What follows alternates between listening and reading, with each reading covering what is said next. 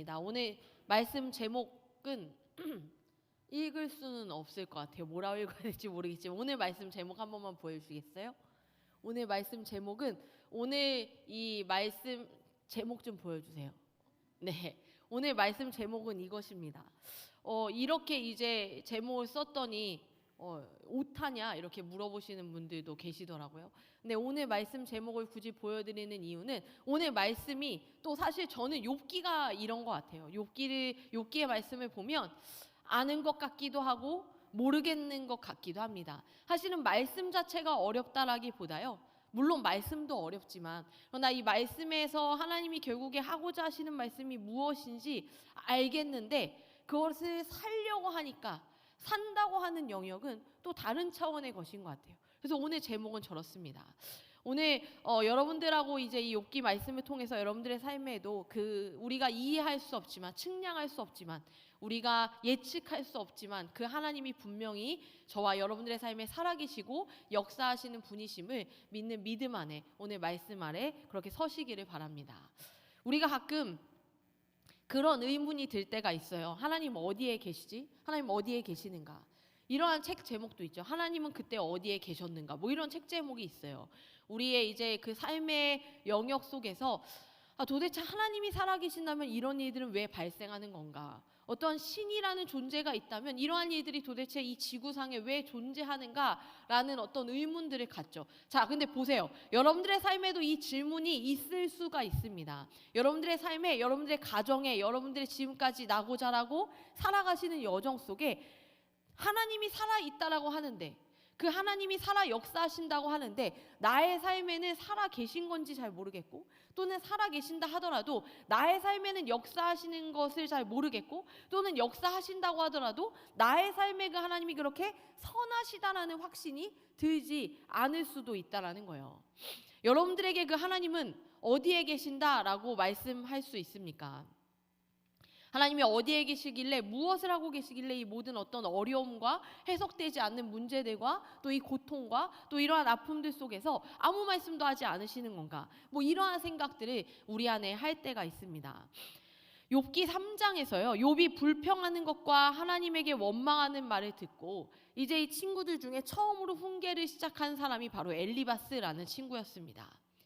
욥기 4장과 5장이 그 이야기들인데요. 이 욥이 이제 우리가 맨 처음에 시작되는 말씀에서 욥은 당대 의인이다라고 이제 시작하면서 하는 이 말씀 속에서 그 당대 의인이라고 생각하는 그 욥이 자기 안에서 벌어지는 이 모든 일들, 자식들이 다 죽고 또 자기가 키웠던 가축들도 다 죽고 또 뿐만 아니라 자기의 몸에 질병까지 얻게 된 이 모든 상황 속에서 욥이 불평하고 하나님 앞에 원망하는 이러한 상황을 보고 이제 그의 친구들이 처음에는 이렇게 친구인 욥이 너무 허망해지고 너무 이렇게 쓰러져가는 것을 보고 아무 말도 못하던 친구들이요. 이 욥이 이제 불평하기 시작하니까 친구들이 이제는 말을 좀 해야겠다라고 생각하는 거죠. 그러면서 처음으로 나서서 훈계한 사람이 바로 엘리바스라는 사람입니다. 욥기 4장과 5장에 엘리바스가 뭐라고 이야기하냐면요. 인과응보의 법칙, 이 원칙을 들어서 욥을 꾸짖는 내용이 나옵니다. 인과응보가 뭐예요? 저 시작한 지 한 3분 됐는데 혹시 벌써 취침에 들어가셨나요? 아니죠. 자, 여러분들이 말씀을 들으려는 그 마음의 태도와 자세를 가지십시오. 자, 여러분, 인과응보가 뭡니까? 어떠한 것들을 이제 한 것에 대한 원인 그리고 그 결과가 있다라는 거잖아요. 이 인과응보. 그러니까 이제 어떤 잘못을 하면 그 잘못에 따른 결과가 따라온다 뭐 이런 거예요. 그러니까 이제 엘리바스는 뭐예요? 분명 너에게 지금 이러한 일이 발생하는 것은 네가 무엇인가 잘못한 것이 있어서 이러한 일이 일어난 것이니 회개하고 용서를 구하고 하나님 앞에 무릎을 꿇어라 라고 이 엘리바스라는 친구가 이야기를 합니다. 그리고 6장에서 7장의 내용은 그것에 대한 욥의 대답이자 반론의 내용이 나와요. 욥은 이렇게 이야기합니다. 나와 상관없는 이야기다. 내 생각, 내 경험을 통해서 볼 때 나는 도대체 암만 생각해도 이러한 벌을 받을 만한 일을 내가 하지 않았다라고 이제 욥이 이야기하는 거예요. 그리고 엘리바스에 이어서 두 번째로 빌닷이라는 친구가 이제 나섭니다. 이 빌닷은요, 오늘 우리가 읽은 9장 앞장에 있는 8장에서 얘기를 해요. 전통의 근거에서 이야기합니다. 야, 봐봐, 욥. 네가 하는 그 원망과 불평은 이 짧은 인생에서의 경험에 근거한 거다. 정신 차려봐봐. 오랜 세월 동안 우리에게 주어진 이 전통을 봐라. 하나님에 관한 경험과 축적된 이 고백에 승복하면서 기다려라. 그러면 하나님이 결국에는 복된 결과를 주실 것이다. 그러니까 분내지 말고 네가 경험한 것을 근거로 감히 하나님에 대해서 험담하고 불평하지 말고 좀 기다려. 너랑 나랑 겨우 몇십 년 산 것뿐 아니냐. 하나님에 관해서 우리가 가진 이 유산은 여러 세대에 걸쳐서 확인된 것이지 않냐. 그러니 너 한 사람의 그 경험만으로 너의 그 개인적인 특별한 경우를 가지고 하나님을 쉽게 판단하거나 지금까지 물려받은 전통을 깨지 마라. 여러 세대에 걸쳐서 확인된 하나님에 대한 인간의 항복이, 그리고 그 항복으로 증거되는 하나님의 그 성실하심이 결국 너에게 복을 줄 거니 너도 경솔하게 하지 말고 기다려, 항복해 하고 이야기하면서 우리가 잘 아는 말씀을 해요. 내 시작은 미약하였으나 내 나중은 심히 창대하리라. 욥기 8장 7절 말씀입니다. 어디서 보셨어요? 음식점에 많이 붙어 있죠. 어떠한 내용인지도 모르고 창대해진다는 것에 포커스를 맞춰서 이 말씀을 이 식당 저 식당 붙여놓죠. 근데 사실 이 말씀은요, 이거예요. 결국 하나님은 선하시니 하나님을 순종하고 믿는 자에게 복을 주실 거다라고 이제 이야기하는, 그러니까 너도 지금 이 상황 가운데 순종해, 복종해, 항복해, 이러한 이야기를 하는 겁니다. 근데 잘 보세요. 맞는 말이죠. 그런데 틀린 말이에요. 맞는데 왜 틀릴까요? 욥기는요, 이 지점을 넘어서야 하는 책입니다. 욥은요, 이 지점을 넘어야 하는 사람인 거예요. 인과응보의 차원이 아니라는 거예요. 우리가 생각해 볼 때 어떤 우리의 일상에 벌어지는 일들에 대해서 이렇게 너가 했으니까 이거 봐, 너의 죄악으로 인한 어떤 벌어진 결과야. 또는 하나님이 너에게 이러한 훈련을 하려고 하시는 일이야 라고 이야기하는, 또는 앞서서 이 신앙의 선배들의 삶을 봐라, 지금 너의 삶을 거기에 빗대서 생각해봐 라고 이야기하면서 지금 너가 힘들 수 있어. 근데 지금 순종하고 지금 하나님 앞에 무릎 꿇어. 그러면 지금 너는 너무 보잘것없을지 모르지만 하나님이 그 너의 삶을 받아주셔서 창대하게 하실 거야. 지금 고통스럽지만. 그러니까 항복해, 견뎌, 순종해 라고 이야기하는 거예요. 근데 욥기는 그 지점을 넘어서는 책이라는 거예요. 그래서 어려운 책입니다. 욥도요, 그렇게 늘 알던 대로 알면 편할 텐데 욥은 지금 어떠한 상황인 줄 아세요? 그것으로 답이 되지 않는 처지에 놓인 거예요. 욥이요, 인과응보를 모르겠습니까? 잘못했을 때에, 하나님 앞에 죄악을 저질렀을 때에 그 죄악에 대해서 하나님이 깨달음을 주시고자 하셨던 그 역사를 모르겠냐고요. 믿음의 이 선조들에게 있었던 그 전통 모르겠습니까? 욥도 다 알아요. 그리고 욥이 경험한 하나님이 있다고요. 욥도 하나님을 모르지 않습니다. 그런데 욥이요, 내가 아는 하나님을 내 삶에 막 여기저기 껴넣어봐도, 암만 생각해봐도 내가 아는 하나님으로 지금 내 삶이 해석되지 않는 거예요. 그러한 삶을 혹시 살아보신 적 있으세요? 내가 하나님은 선하신 하나님이지, 하나님 사랑의 하나님이지, 하나님 질서의 하나님이지, 뭐 이러한 이야기들을 열심히 막 고백해요. 찬양하면서 고백해요. 쉽게 고백해요. 근데 어떤 날에 내 삶에, 또는 여러분들의 이미 벌어진 여러분들의 과거, 여러분들의 가정사, 그 모든 영역 가운데 도저히 이건 하나님이 그러한 하나님이라고 이렇게 넣어봤는데 해석이 안 돼. 그 선하신 하나님을 여기 넣었는데 왜 도출된 결과가 이 모양이지? 이게 도대체 무슨 말이지? 이 일이 결국엔 내 인생에 무슨 의미지? 내가 아는 하나님을 이렇게 저렇게 넣어봐도 해석이 안 되는 거, 지금 욥은요, 하나님은 욥에게 그 지점을 넘어설 것을 말씀하시는 거예요. 네가 알아왔던, 그리고 사람들이 모두 말하는 사람들이 말하는 하나님은 어떠한 하나님입니까? 인간의 한계에 하나님을 가둬놓잖아요.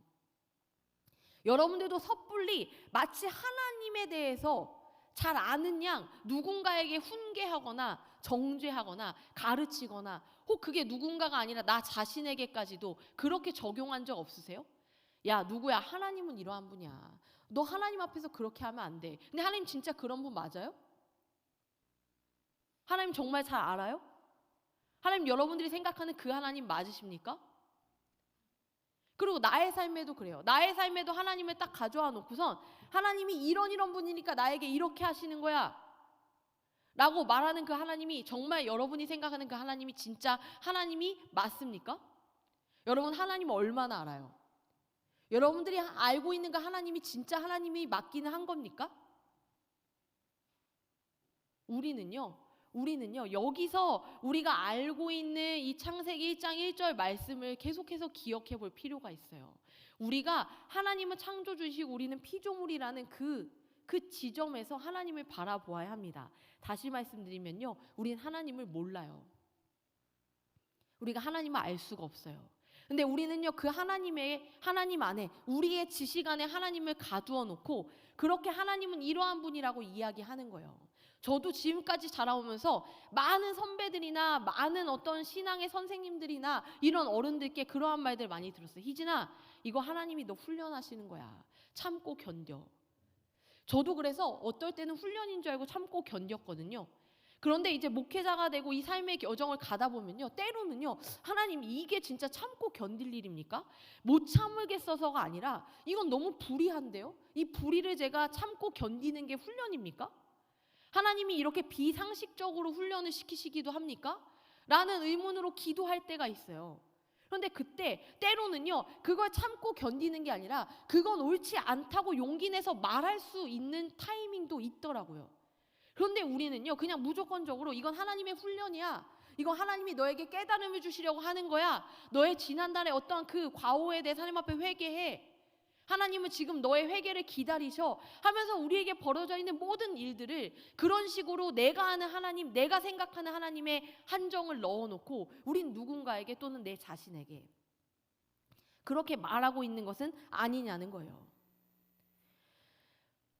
욥도요 그렇게 하나님을 알았다면 너무나도 편했겠지만 지금 아무리 생각해봐도요 처음부터 욥은요 잘못한 것이 없는 사람으로 욥기는 설정해 놓았어요. 아까도 말씀드렸지만 욥기는 처음에 이렇게 시작해요. 이 욥은 당대의 의인이라, 그러니까 이게 이미 정의로 내려져 있어요. 욥에 대한 정의, 당대 의인, 이것을 하나님이 말씀하고 시작하시는 거예요. 이걸 까먹으면 안 돼요. 당대 의인에게 벌어지는 숱한 고난, 이해할 수 없는 이들이 막 있어요. 그러면 이게 인과응보입니까? 너무 의인이라서 그러는 거예요? 한번 털어보고 싶어서? 그러한 지점이 아니라는 거예요. 욥의 상황은요 인과응보라는 견고한 도덕률로 답이 되지 않고 전통, 경험, 지혜라는 것으로도 답이 되지 않는 그러한 상태라는 겁니다. 이러한 상황이 아니라는 거예요. 그런데 지금 이 한 과정 가운데 욥이 지금 놓여져 있어요. 이때 우리는요 고정관념에서 벗어나야 합니다. 하나님은 욥에게 그걸 가르쳐주고 싶으신 거예요. 레벨업이에요. 이건 훈련이라기보다요 욥이 알고 있는 수준의 범주에서 좀 더 성장시키시려는 하나님의 그러한 의도이시라는 겁니다. 욥이 알고 있는 하나님, 그 하나님이 아니라 그걸 넘어서는 하나님을 욥에게 하나님은 알게 하고자 하시는 거예요. 성경에서는 이러한 고정관념을 깨는 사건들이 있습니다. 첫 번째로 뭐가 그렇죠? 창조가 그렇습니다. 창조, 여러분들 생각 안에 창조가 그려지나요? 사실 우리는요 이미 쓰여진 성경을 보니까 창조가 당연한 것처럼 여겨지겠지만 진짜 창조가 당연합니까? 창조라는 것은요 없는 데서 있는 것을 만드는 겁니다. 우리 상식에서는요 무에서 유가 나올 수 없어요. 여러분들이 아무리 뭔가 새로운 것을 만들어도 우리는 모든 것들이 어떠한 모방에 근거합니다. 아주 새로운 것 전혀 없어요. 오히려 유가 소진되어서 무가 될 수는 있겠지만 무에서 유를 만들어낼 수 있는 것, 인간으로서는 가능하지 않습니다. 그래서 자연스러운 우리의 사고의 방식 안에서는요 생명에서 죽음으로 가는 것이지 아무것도 아닌 것에서 생명이 나올 수가 없어요. 그렇기 때문에 창조라는 것 자체가 거대한 불 연속이에요. 우리의 삶은 날마다 그렇게 창조의 연속 가운데 살아가고 있습니다. 우리가 뭐 그런 말 하잖아요. 이 배우자 기도할 때 사람들은 농담으로 얘기해요. 야, 너의 배우자 하나님이 지금 창조하고 계셔. 막 이런 얘기하면 웃잖아요. 아, 하나님이 하도 없어서 창조까지 하시나 보다. 근데 그 말이 맞아요. 여러분들의 오늘, 여러분들의 내일, 그리고 여러분들의 내일 모레, 여러분들의 12월, 여러분들의 2024년 하나님은 계속해서 새롭게 창조해 가세요.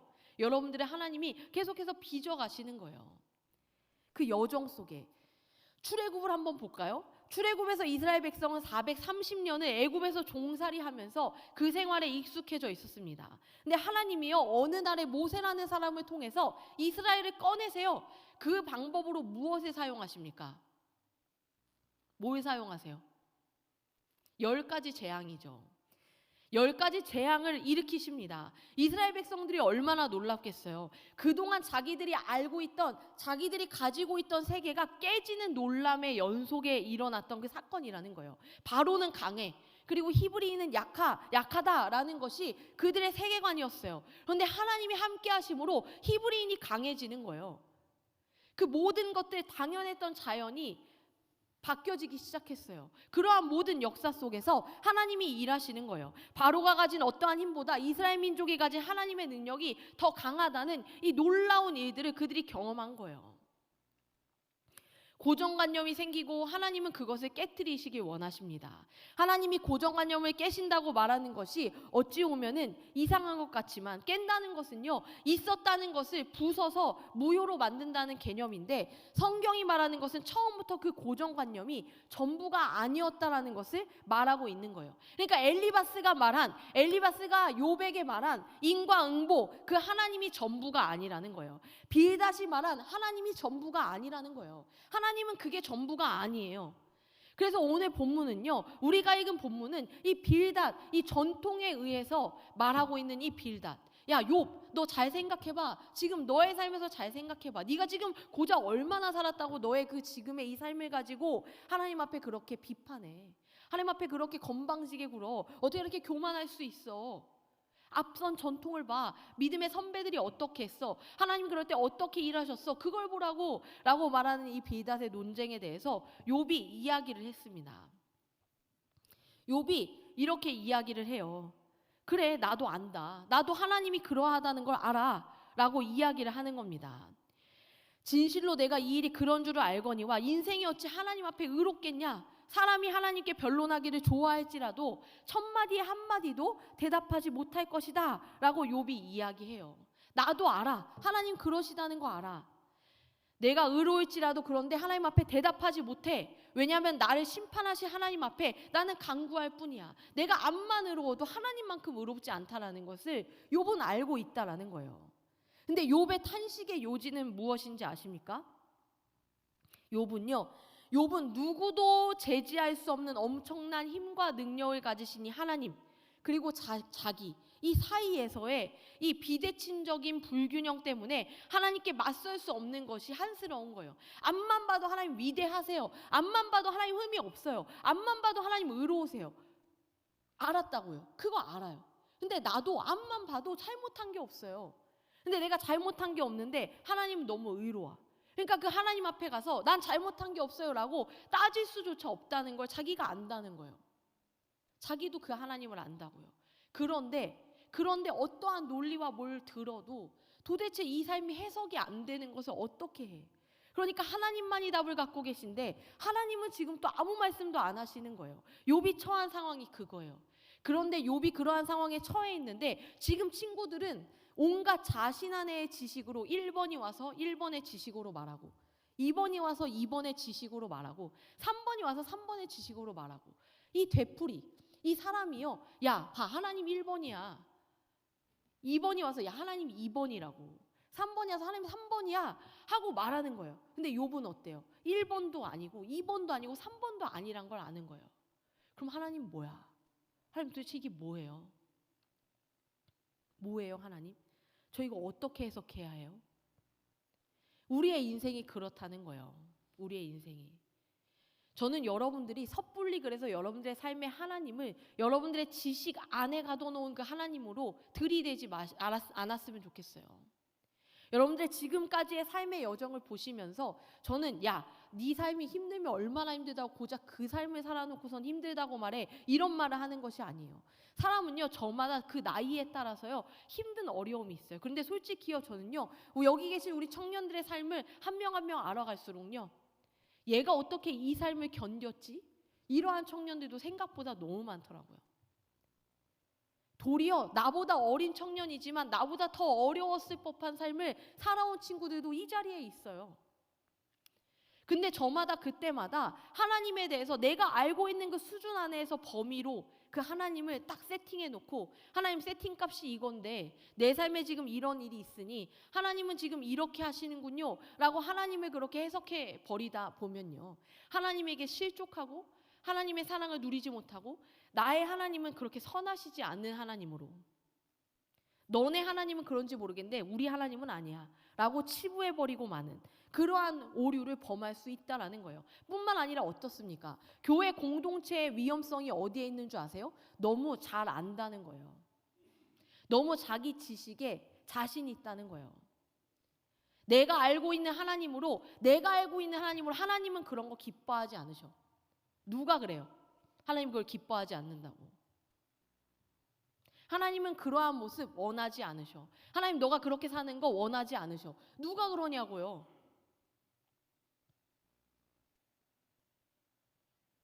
우리는 그러한 생각들을 조심해야 합니다. 내가 알고 있는 것, 그것이 정말 전부인가? 오늘 욥에게는요, 하나님이 그게 전부가 아니야. 그 인과응보를 넘어봐. 원인과 결과, 창조의 하나님이라는 게 뭔지 아세요? 원인이 있을 때 결과가 있는 게 아니에요. 창조는요, 원인이 없어요. 창조는 원인이 없어요. 하나님이 그냥 있으라면 있어요. 하나님이 말하면 생기는 거예요. 그게 창조예요. 원인이 없다고요. 그런데 우리의 삶에서 어떠한 원인이 있으니까 지금 이러한 결과가 있는 거지 라고 말한다면, 또 오늘의 삶이 원인이 돼서 너에게 어떤 결과가 있을 거야 라고 말하면서 오늘 하루를 조심조심 사는 거예요. 하나님 앞에 불안해하면서 내가 오늘 엄청 그지같이 살았는데, 내가 엄청 악하게 살았는데, 너무 악랄하게 살았는데 오늘 이 삶이 혹시라도 나의 삶에 걸림돌이 되지는 않을까 불안해하면서, 오늘 교회 안 나가서 내가 다음 달에 있을 취업에서 떨어지면 어떡할까 걱정하면서 전전긍긍하면서 오늘의 나의 삶이 원인이 돼서 어떤 안 좋은 결과를 만들까 봐. 근데 창조주 하나님은요, 원인에 따라 결과를 내시는 분이 아니라고요. 그게 창조주 하나님이에요. 하나님은 오늘 욥에게 그것을 말씀해 주시는 거예요. 인과응보, 도덕률에 의한 것이 아니다. 이 세상의 모든 신들이라고 말하는 것은 인과응보예요. 도덕률이 있어요. 비나이다 비나이다 잘되기를 비나이다 하는 게 뭐예요? 천지신명님, 저의 모든 과오를 용서하시고 내 자식에게 덕을 주십시오 하고 비이지 않습니까? 이 모든 원인들을 제가 다 뒤집어 쓸 테니 내 자식만큼은 행복하게 해주세요. 이게 우리 믿음의 선조들이, 우리 어떤 조상들이 따라왔던 그 신앙이에요. 그걸 오늘날의 기독교에도 대입해 놓고 하나님 앞에조차 비나이다 비나이다. 근데 하나님은 그렇게 일하는 분이 아니시라는 거예요. 그래서 오늘 욥은요, 그것이 너무 어려웠어요. 하나님, 저는 그 하나님의 범주를 알 수가 없습니다. 너무 어렵습니다. 친구들의 결론에 따르면요, 이 모든 사태의 원인은 욥에 있어요. 욥이 범죄했기 때문에 하나님이 그에 따라 벌을 내리신 거예요. 심지어 오늘 말씀 앞부분인 8장에 보면 빌닷은 이렇게까지 이야기해요. 욥아, 너에게 있었던 이 모든 일들이 결국엔 너의 어떠한 죄악 때문이고 너의 자식들이 죽은 것도 그들의 죄악 때문이다. 너무너무 무서운 것 아닙니까? 너무너무 무섭잖아요. 우리가 교회 안에서 어떠한 아픔을 겪고 있는 사람에게 찾아가서 우리는 정말로 힘든 사람을 그냥 품에 안고 같이 울면 끝이에요. 근데 그 앞에 서서 뭐라도 이야기해 주고 싶죠. 해결책을 주고 싶어요. 너무너무 힘들지? 내가 기도할게. 근데 너의 분명 이 삶을 통해 하나님이 무언가 깨닫게 해주고자 하시는 거야. 정말 그래요? 하나님이 너를 훈련하고 계셔. 하나님이 시험에 들지 않도록 붙들어 주실 거야 하는 그 모든 것들이 있잖아요. 그 모든 것들 정말 그러냐고요. 제가 보았던 책 중에 이제 만화로 되어 있던 책이에요. 그 요한복음 뒷조사였나? 그 책에 이제 보면 이러한 장면이 있어요. 거기에서 이제 예배 인도를 하던 어떤 한 남자 청년이 교회에서 자기 동생을 잃게 되는, 이제 그 건축하는 그러한 과정 속에서 동생이 죽게 되는 사건이 발생합니다. 그런데 이제 그 사람이요, 예배 인도자란 말이에요. 찬양 인도자예요. 그래서 이제 교회의 모든 어떤 리더십들과 함께 같이 동그랗게 앉아가지고 자신의 어떤 이 힘든 마음들을 이제 나누었어요. 근데 이제 돌아가면서 시간이 지나니까 한 마디 두 마디씩 주석을 달기 시작하는 거예요. 그러면서 이 사람이 이제는 자기를 가르치려고 하는 많은 사람들의 가르침을 듣고 자기의 입을 닫게 되는 사건이 나오거든요. 그러면서 의문을 갖는 거예요. 하나님 도대체 어디 계신가? 나는 이제 어떻게 하나님을 찬양해야 하는가? 근데 그 장면에 이러한 그림이 한 컷이 나와요. 우리가 잘 알고 있는 세월호 사건을 아마 표현한 그림인 것 같은데, 거기에서 그 세월호 배 안에 예수님이 아이들을 이렇게 품에 안고 그 떠내려가는 뱃속에서 예수님이 그 아이들을 품에 안고 있는 그 장면의 한 컷이 그림에 나오거든요. 저는 100마디 말보다 이거구나 라고 이해했습니다. 우리가 벌어지고 있는 일상의 많은 일들 속에서 우리가 우리의 삶으로 재단하고 있는 그 모든 것들이 사실은 정답이 아닐 수 있다라는 거예요. 저는 여러분들이요, 그 우리의 신비롭고 놀라운 지혜로 만물을 창조하신 하나님, 그 참으로 위대하고 강하신 하나님을요, 우리의 어떠한 영역 안에 넣어놓고 인간의 인식 범위 안에 넣어놓고 하나님을 그렇게 해석하지 않았으면 좋겠습니다. 그러한 오류를 내 자신의 삶에도 또 누군가의 삶에도 범하지 않기를 바랍니다. 우리의 하나님은요, 우리가 이해할 수 없는 인간의 인식 범위를 넘어서시는 분이에요.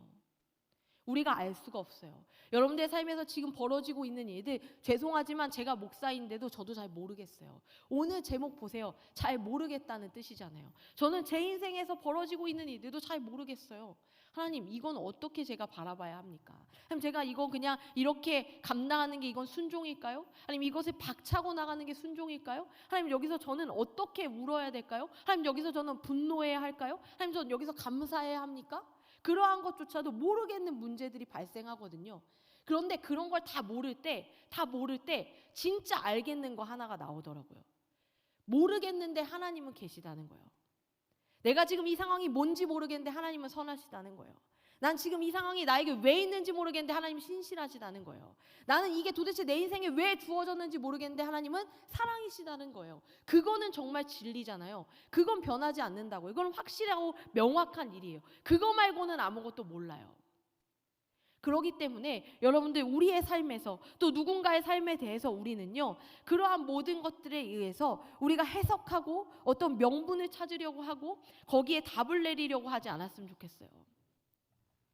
욥기는요, 사실 인내의 말씀이 아니에요. 사람들은 욥이 인내를 잘해서 하나님 앞에 결국엔 복 받는 얘기인 줄 알거든요. 근데 욥기는 인내의 말씀이 아니에요. 욥은요, 충분히 화내요. 욥은 하나님 앞에 분노하고요, 하나님, 차라리 이럴 거면 제가 죽는 게 낫지 않습니까? 나의 태어난 날까지도 저주해요. 이럴 거면 안 태어나는 게 낫습니다. 막 이렇게 이야기하면서 욥은 참지 않았습니다.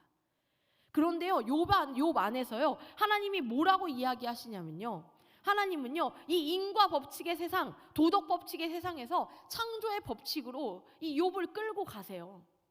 그러면서 38장 이후에는요, 이러한 말씀들을 해요. 우박 창고가 어디 있는 줄 아느냐? 너는 왜 바닷물이 모래를 넘어오지 않고 거기에 묶여 있는 줄 아느냐? 뭐 이런 말씀이 욥기 38장 이후에 막 쭉쭉쭉 나오거든요. 그거 왜 그런 줄 알아? 원인 없어. 내가 그렇게 만든 거야. 바다가 왜 거기 있냐고? 내가 거기 있으라 했어.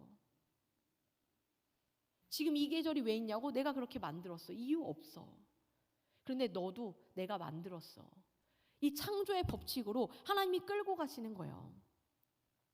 권력이 아니라 내 세상과 통치는 이 창조 질서 아래 있다는 거예요. 원인은 없다. 내가 만들었다. 내가 창조를 계속한다. 하나님은 지금이라도 언제든지 이러한 새로운 창조로 우리의 삶에 개입하실 수 있는 분이에요. 법칙을 넘어서시는 분이에요.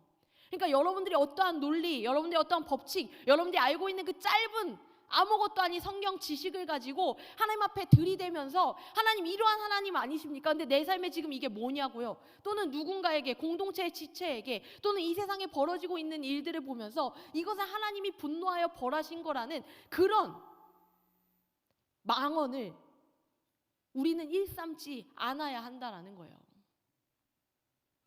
우리는 그렇게 세상 가운데 나아가야 합니다. 말하기도 조심스럽지만 벌어졌던 많은 일들이 있잖아요. 얼마 전에 이제 이태원 참사도 이제 1년이 지난 이제 사건이 되기도 하고요. 많은 일들이 일어났습니다. 저는 그럴 때마다 참 어려웠어요. 저는 누구보다 어렸을 때 율법주의적으로 자라났다라고 했잖아요. 그때 당시에 믿음 안에서 자라났던 사람들은 굉장히 보수적인 시각들을 갖고 있습니다. 근데 저는요, 제가 다음 세대를 담당하고 목회를 해오면서 하나님이 저에게 주신 복이 하나 있다면 계속해서 그거 아닌데? 하나님 이거 A면 B죠 하고 B를 들이대면 해봐라, B 아니지. 그럼 뭐예요? C예요? C도 아닐걸? 그럼 D예요? D도 아닌데? 그럼 뭐예요? 네가 찾아봐. 그러한 숱한 질문들을 답이 아니라 질문만 계속 던지시는 하나님을 저는 마주했거든요. 근데 그 하나님 덕분에 적어도 뭘 알았는 줄 아세요? 내가 알고 있는 그게 답은 아니구나라는 것 정도를 알았던 것 같아요. 그 모든 일들에 의해서 사람들이 악했기 때문에 그러한 일이 벌어졌다, 하나님이 저주하신 것이다, 이러한 말을 어떻게 할 수가 있습니까? 이 세상의 아픔에, 누군가의 그 아픔에, 누군가의 그 어떠한 실패와 누군가의 그 실족 가운데 우리가 할 수 있는 말이 고작 하나님이 너의 삶에 벌 주신 거다라는 말을 우리가 어떻게 그렇게 가볍게 일삼을 수 있냐는 거예요. 우리 하나님은 그러한 분이 아니세요. 그리고 어떠한 분도 아닙니다. 우리가 생각하는 어떠한 하나님이 아니라요, 하나님은 그저 하나님이세요. 스스로 있는 자, 당신이 처음이신 분, 그 하나님이요, 모든 것들 가운데 새롭게 만들어 가시는 하나님이심을 우리는 기억해야 합니다.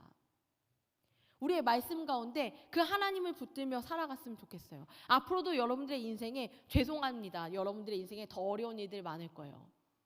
그 어려운 일이라는 게 꼭 나쁜 일을 말하는 게 아니라요, 그냥 풀기가 어려운, 난이도가 높은 문제들이 여러분들의 삶에 막 와요.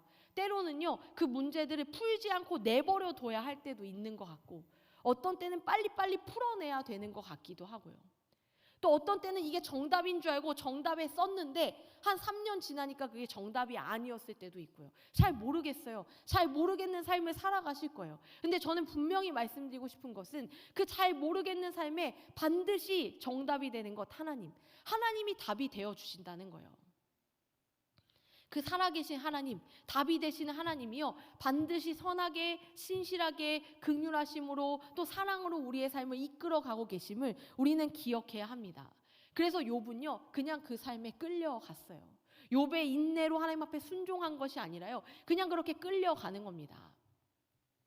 우리가 잘 알고 있는 요셉 아시죠? 욥과 비슷한가요? 요셉 안 비슷한가요?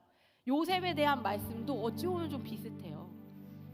요셉도요, 우리가 그렇게 해석하지 않습니까? 요셉이 어느 날에 어떻게 됐어요? 갑자기 그 아버지의 그 친애를 받던 그 요셉이 갑자기 어느 날 끌려가고 노예가 되고 무고죄로 감옥에 갇히고 뭐 이런 여정을 막 살거든요. 근데 그러한 삶을 보면서 우리는요, 요셉이 믿음으로 그 삶의 여정 속에 하나님이 함께 하심을 믿고 날마다 성실하게 살아냈더니 하나님이 그를 들어 총리로 사용하셨다. 그러니까 우리도 오늘 내가 처한 삶이 감옥일지라도, 비록 노예와 같을지라도, 어떠한 삶인지 모르겠지만 그 삶에서 성실하게 하나님이 주신 비전을 꿈꾸고 나아가면 하나님 너를 총리로 세우실 거야, 뭐 이런 얘기하면서 우리 꿈꾸고 비전을 품어라, 뭐 이러한 설교 많이 들었잖아요. 근데 사실 그러지 않아요. 저도 잘 몰랐었는데 어떠한 책을 읽다가 나도 놓쳤구나 했던 부분이 있었어요. 요셉에 대한 이야기가 시편 말씀에 기록된 것을 보면요, 모두 다 수동태로 기록이 되어 있어요. 요셉이 능동적으로 한 일이 아무것도 없어요.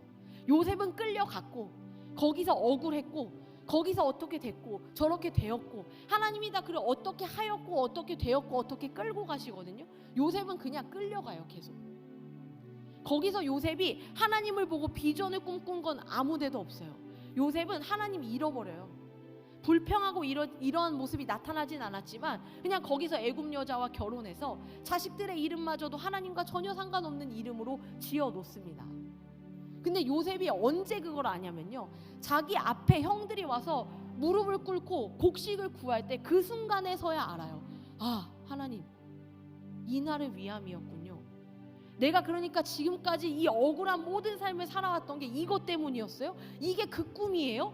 그제서야 알았다고요. 요셉이 그 꿈을 잃어버리지 않고 막 기억하고 있다가 순간순간마다 순종하며 선하신 하나님 의지하지 않았다고요. 요셉도 그냥 끌려다녔어요. 정신없이. 그 원문에 보면 요셉이 혼비백산했다는 표현이 있어요. 그러니까 요셉은요, 혼이 지금 막 흔들려서 정신이 없어요. 자기에게 지금 처한 상황이 해석이 안 돼요. 요셉은 그냥 그렇게 막 살았어요. 죽지 못해서. 근데 그 끝에 하나님이 자신을 어떻게 이루어 가시는지 끝에 보고 나서야, 그 결과를 보고 나서야 그 앞에 일들이 해석이 되었던 거예요. 순종이 이런 거예요. 우리가 뭘 알아요. 아, 하나님, 지금 이것도 순종의 여정이죠. 어렵지만 제가 열심히 순종해 볼게요 하면서 순종해 가는 게 순종이 아니에요. 몰라. 전혀 모르겠어요. 도대체 이게 뭔지도 모르겠어요. 암만 해석해도 모르겠고, 좋은 건지 나쁜 건지도 모르겠고, 힘든 건지 죽을 것 같은 건지 할 만한 건지도 모르겠어요. 그런데 그냥 사는 거예요. 끌려다니면서 도망가지 않고 그저 그냥 처해진 곳에서 그렇게 살아가는 여정 속에 하나님이 주시는 조각들 하나하나 맞춰가다 보니, 아, 하나님 이거군요. 하나님 이거군요. 언젠가 알게 된 그 열매, 그것들을 보는 순간, 그러니까 그저 하나님 앞에 계속해서 서 있는 그 삶을 통해서 하나님 앞에 나아가는 것, 그게 오늘 여러분들이 믿음 안에 살아가시는 삶의 모습이어야 한다라는 겁니다. 그러니까 해석이 안 되면 해석하지 마세요. 답일 리가 거의 없어요. 모르면 그냥 모르는 대로 사시는 거예요. 그게 순종입니다. 알고 하는 거 순종 아니죠. 그건 계산이잖아요. 이렇게 하면 하나님 이거 해줄 거라서 하는 건 순종입니까? 아니죠. 모르는데, 모르지만 답이 없어서 버티는 거, 그게 순종인 거예요. 인간이 할 수 있는 거, 피조물이 할 수 있는 거, 창조주에 대해 할 수 있는 삶의 태도는 그것입니다. 저는 오늘 여러분들에게 그 이야기를 드리고 싶어요. 여러분, 지금 삶의 여정이 얼마만큼 오셨습니까? 어디에 있습니까? 그리고 앞으로 어떠한 삶을 살길 원하세요? 그 삶의 여정 속에 여러분들 잊어버리지 않으셨으면 하는 것은, 하나님은 살아계시다, 하나님은 선하시다, 하나님은 신실하시다, 하나님은 사랑이시다, 그것만 기억하십시오. 그리고 나머지는 몰라요. 선하시다니까 선하신 거겠지. 그 삶에서 하나님이 살게 하시는 그 삶을 살아내는 것을 통하여 주님 앞에 은혜를 누리고 복을 누리는 여러분들의 삶이 되기를 간절히 소망합니다. 시간 함께 같이 주께서 주신 성찬의 은혜 가운데로 나아가려고 합니다.